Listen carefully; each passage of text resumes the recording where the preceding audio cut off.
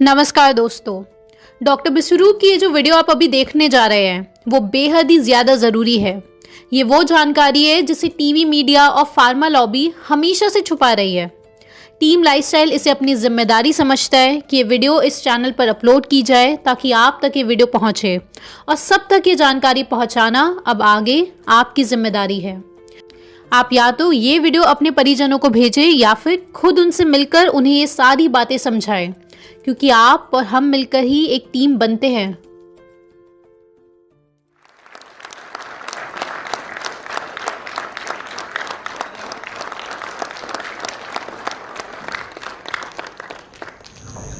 सबसे पहले मैं धन्यवाद करना चाहूँगा डॉक्टर साहब का कि आज आपने हमारा निमंत्रण स्वीकार किया और आप काफ़ी बिजी रहते हैं और फिर भी आपने समय निकाला। गुड मॉर्निंग दोस्तों। ऑनरेबल डीआईजी साहब, सुनील जी, रजनीश जी एंड माय डियर फ्रेंड्स, ये मेरे लिए बड़ी खुशी की बात और खुशी का दिन है आज कि मुझे आपने बुलाया, इस लायक समझा। और इस खुशी के पीछे एक खास वजह भी है। वो खास वजह इस लेक्चर के अंत में मैं आपको बताऊंगा, आपको खुद ब खुद पता चल जाएगा। फिलहाल सीधे हम शुरू करते हैं। आज का जो टॉपिक है cure at the rate of home. ऐसा हम में से कोई भी नहीं है जो बीमार नहीं पड़ता होगा, और ऐसा हम में से कोई भी नहीं जो बीमार रहना चाहता होगा।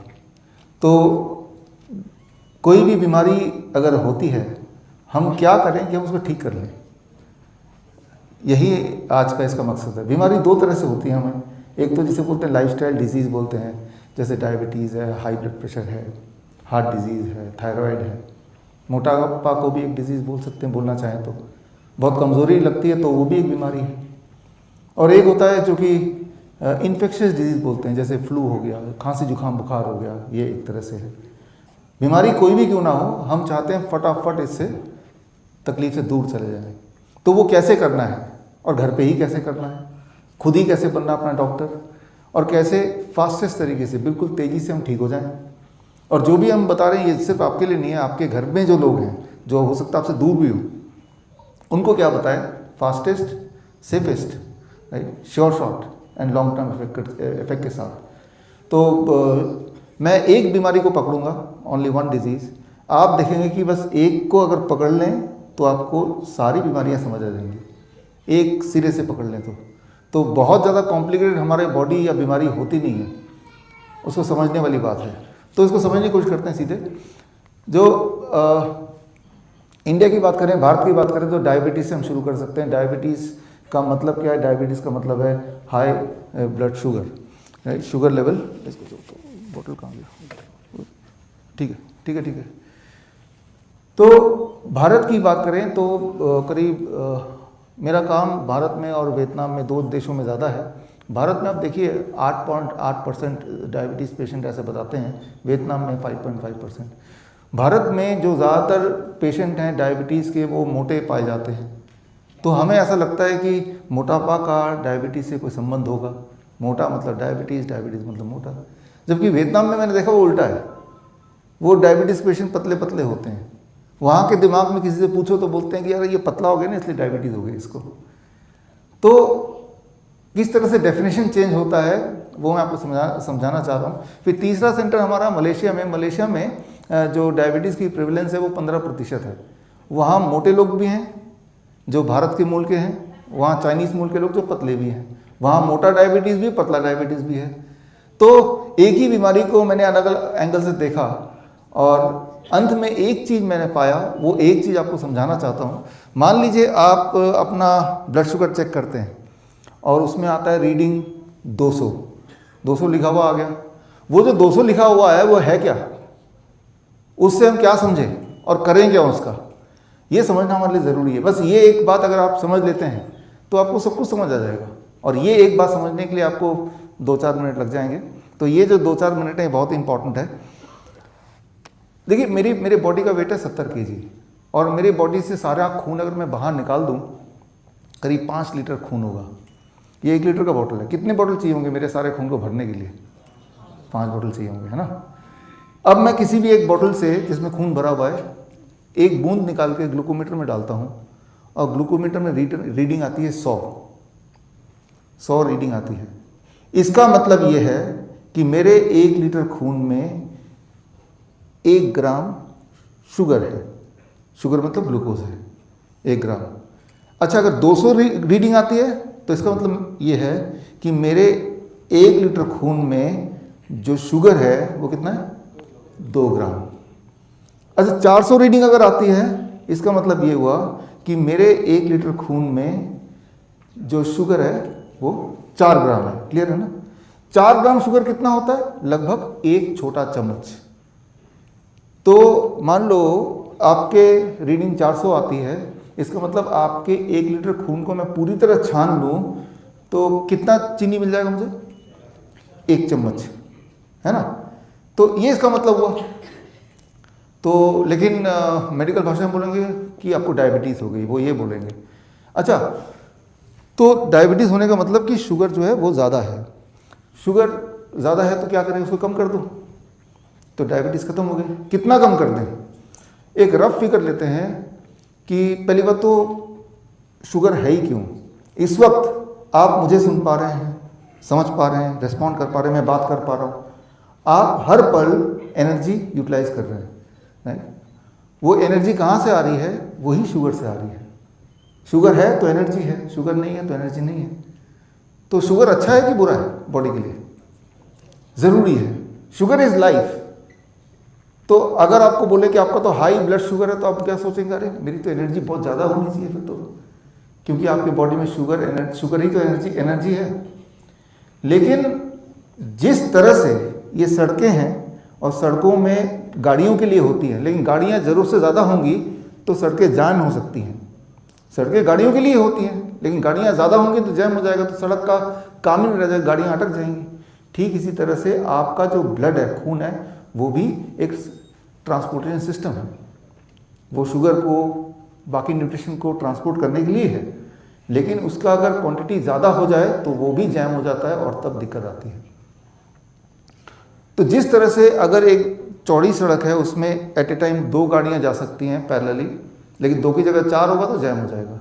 ठीक उसी तरह से आप दिमाग में रखिए, 1 लीटर खून में, जो भगवान ने हमारे खून को बनाया, बॉडी को बनाया जिस तरह से, 1 लीटर खून में 2 ग्राम ग्लूकोज तक अलाउड है। जिस तरह से मोटरसाइकिल में 2 लोग चलना अलाउड है, तीसरा आदमी चलेगा तब भी गाड़ी चलेगी, लेकिन एक्सीडेंट का खतरा है, मोटरसाइकिल खराब हो जाएगा, बहुत सारी चीज़ें।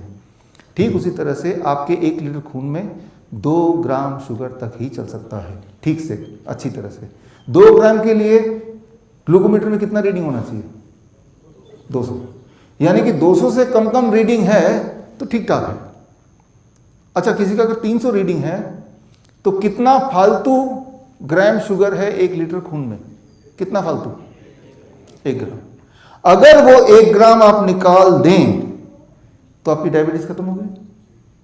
तो सारा मामला है वो 1 ग्राम शुगर निकालना कैसे है। किसी का 1 ग्राम निकालना, किसी का 2 ग्राम, किसी का 3 ग्राम, वही तो है। तो निकालना कैसे सारा है। अभी कैसे निकालते हैं? अभी डॉक्टर के पास जाएंगे, वो कैसे निकालेंगे?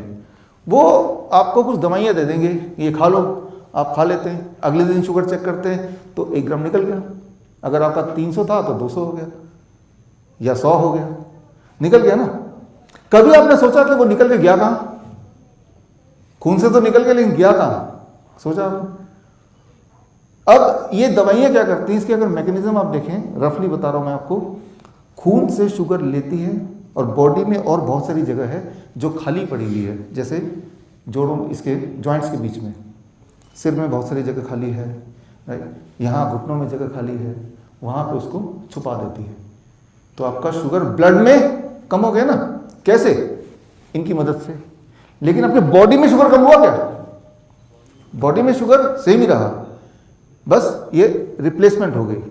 जैसे हमारे शहर में है ना, कचरा एक जगह से इकट्ठा किया दूसरी जगह डाल दिया, तो शहर में कचरा उतना ही है, राइट, सिर्फ उसकी जगह बदली हो गई।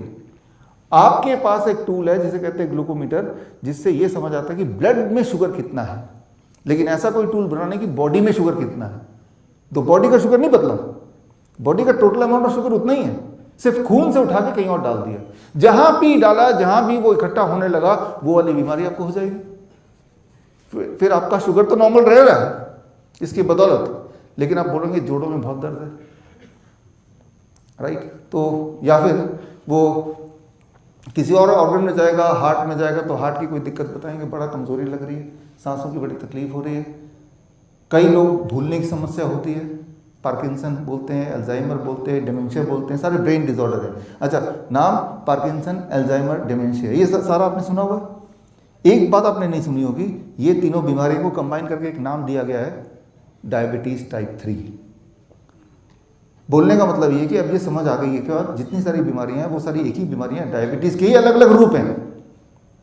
ज्वाइंट की बीमारी भी डायबिटीज की ही बीमारी है। आपको जो कुछ लोग बाई जेनेटिक ऐसा होता है कि उनका ब्लड शुगर कभी हाई, कितना ही मीठा खा ले शुगर नॉर्मल रहता है उनका। क्यों? क्योंकि उनकी प्रवृत्ति है कि एक्स्ट्रा शुगर बॉडी ब्लड से खुद ब खुद निकाल के बॉडी के कहीं ना कहीं और जमा कर देगा। तो वो डायबिटीज का पेशेंट जीवन में नहीं बनेगा, लेकिन पेशेंट जरूर बनेगा वो किसी ना किसी चीज की। ये बात आपको समझनी पड़ेगी। तो जो भी दवाइयां अभी तक दुनिया में हैं, वो सारी दवाइयां आपके ब्लड से शुगर निकाल तो देती हैं, बॉडी से नहीं निकालती, और फिर किसी ऐसी जगह रख देती है, जैसे मान लो एक आपके आने से पहले झाड़ू लगा दिया यहाँ से, लेकिन जो कचरा है वो सीट के नीचे ही डाल दिया। थोड़ा तो लगेगा कि साफ है, लेकिन फिर बदबू आने लगेगी, आपको लगेगा गंदा सा कुछ तो है, मामला गड़बड़ है। बस ये दवाइयों का यही काम है। अच्छा, तो अगर ये दवाइयों का ये काम है तो ये क्यों मार्केट में क्यों दिया जाता है? 1 मिनट हम दवाइयों की बात करेंगे, फिर मैं ये बात करूंगा ठीक क्या करना है, कैसे ठीक करना है हमें, राइट। ये सारी दवाइयाँ, ज़्यादातर दवाइयाँ दुनिया में आई हैं 1960 से पहले, पुरानी दवाइयाँ हैं सब। एक ऐसे टाइम पे आई हैं जब रैंडमाइज कंट्रोल ट्रायल नहीं हुआ करता था। रैंडमाइज कंट्रोल ट्रायल क्या होता है कि कभी भी कोई दवाई दुनिया में आने से पहले उसको छोटे सैंपल में ट्राई करते हैं कि चलो भाई ये 200 लोग हैं जो डायबिटीज़ पेशेंट है, आधों को दवाई देंगे, आधों को नहीं देंगे, और ऐसा 5 साल तक देखेंगे। उसके बाद कितने लोग जिंदा रहते हैं जिनको दवाई दी, कितने लोग जिंदा रहते हैं जिनको दवाई नहीं मिली। इस तरह से ट्रायल होता है, that is called randomise control trial. लेकिन जब से दवाइयाँ आई हैं उससे तब ये सब नहीं था। तो दवाइयाँ कैसे आती थी? ऐसे ही आ जाती थी, लोग एक दूसरे को बोल के, कोई डॉक्टर लिख देता था, हाँ इससे शुगर कम हो रहा है। आपका गोल शुगर को कम करना नहीं है, आपका गोल है अपने हेल्थ को अच्छा करना। दो अलग बातें हैं, लाइफ स्पैन को बढ़ाना, क्वालिटी ऑफ लाइफ को इम्प्रूव करना, ये आपका गोल है। तो खैर जितनी सारी दवाइयाँ हैं, 1962 में जब ये नया नियम आया कि रैंडमाइज कंट्रोल ट्रायल करना पड़ेगा सारी दवाइयों का, तो ये पुरानी दवाइयाँ और जितनी उसके बाद आई सबका रैंडमाइज कंट्रोल ट्रायल हुआ। जितनी भी दवाइयों के नाम आपने सुने हैं, खासतौर पे डायबिटीज़ की, और सारे ट्रायल से यही नतीजा निकला कि जो लोग डायबिटीज़ की दवाइयाँ लेते हैं उनके मरने के चांसेस ज़्यादा हो जाते हैं इन कंपैरिजन टू जिनका ब्लड शुगर ज़्यादा होने के बावजूद भी दवाइयाँ जो नहीं लेते या नहीं ले पाते। समझ रहे बात, राइट। तो ब्लड शुगर ज़्यादा होना खतरनाक है, लेकिन ज़्यादा होते हुए दवाई से कम करना और खतरनाक है। ये ट्रायल का नतीजा है जो 1972 में यूनिवर्सिटी ग्रुप डायबिटीज़ प्रोग्राम से। और ऐसे नतीजे जितने सारे ट्रायल होते गए, वो सारे ट्रायल में एक एक करके ये नतीजे बार बार दुनिया में रिपीट होते गए, क्योंकि दुनिया में बहुत सारे लोग एक साथ ट्रायल करते हैं।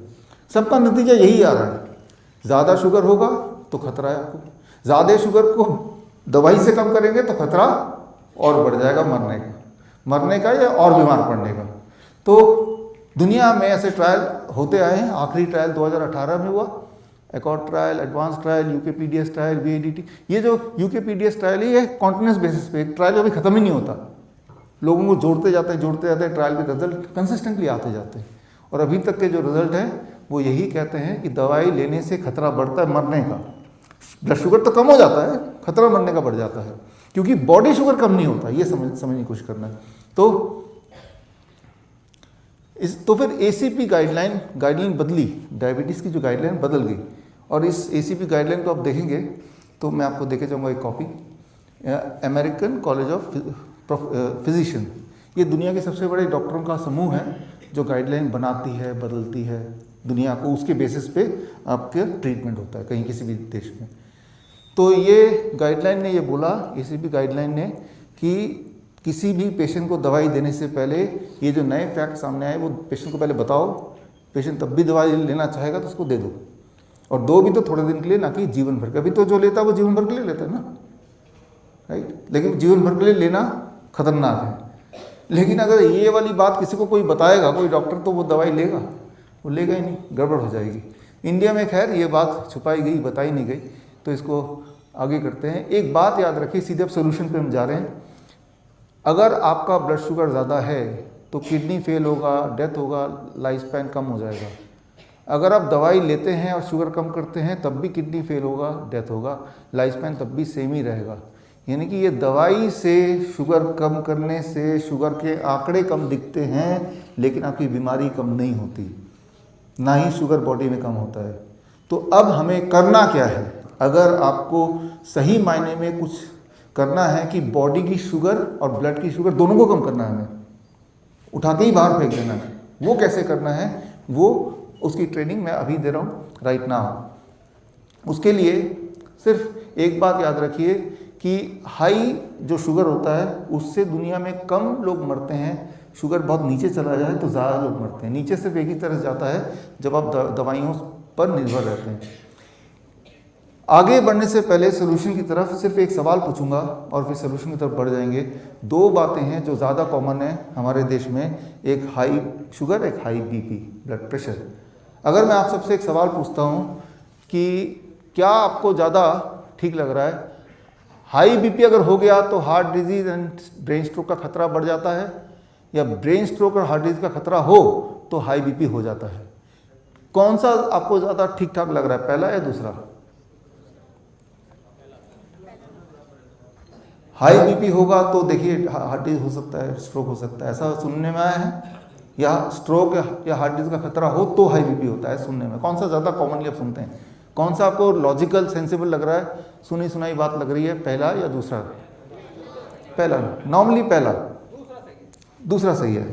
ठीक है, यहाँ पे दूसरे के दो लोग हैं, एक पहले रूम में, एक क्या नाम है आपका? लक्ष्य। हाँ, एक लक्ष्य ने बोला दूसरा और एक पहले रूम में। अब इसको समझने की कोशिश करते हैं।